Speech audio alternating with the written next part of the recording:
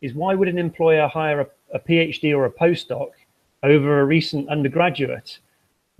Sometimes people can feel that, oh, I've spent this time after my after my undergraduate degree, accumulating this other experience and doing this research. But really, what is the employer really going to value that?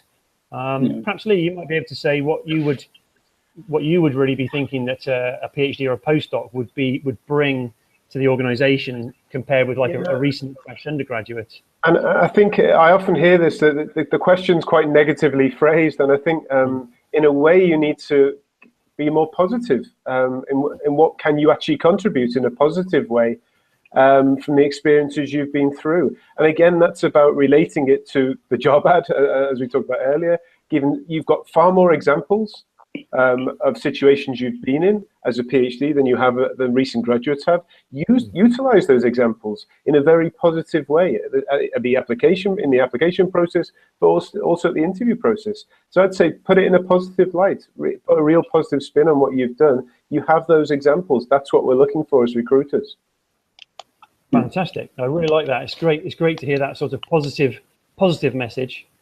Yeah, absolutely. I totally agree with what Lee said. And I think, I mean, in the end, the answer to that question is really, you have to explain to the employer why he should hire you with a PhD instead of a recent undergraduate student, because that's like, it's up to you to explain to them the type of experiences you have that are valuable to whatever job you're applying for. And I think if you start thinking about it, all the experiences that you have, you will surely come up with a list of why you are valuable for that position.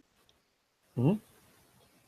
Yeah, I mean, just to give one example of my own, when I went for my first job outside academia, was with a sort of startup company who were trying to secure investment in the company.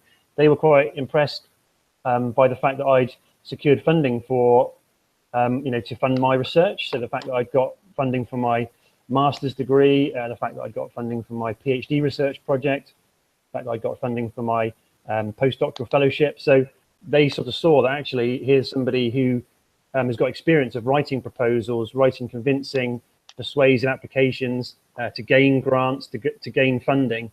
So that's just one example that, for instance, an undergraduate wouldn't have, but whereas say a postgraduate would have.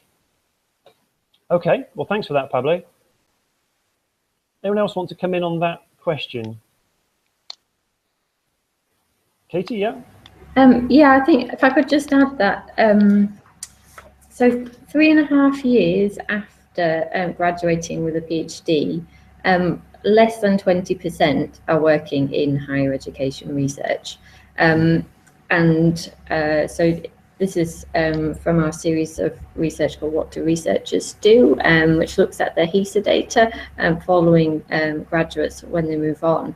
And it shows a cluster of occupations that typically do employ doctorate holders, which are things, I mean, some of them are fairly obvious, like pharmaceuticals, but also like public administration, finance, business, IT, charities, health and education.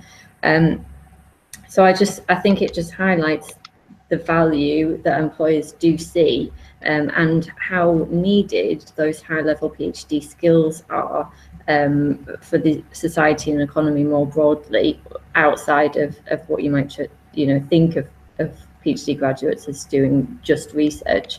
Actually, they're really valuable.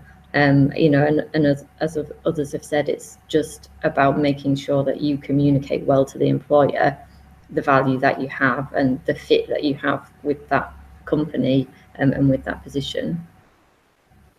Yeah, that's nice. I really like what you said there, Katie, about the high-level skill set, because it can be easy to think that the main thing we've acquired is the actual PhD itself, like the dissertation and then the qualification. But actually, like you say, you've acquired a set of very high-level skills, that employers are going to really be looking for, and especially in today's sort of knowledge, information sort of economy. Okay, nice.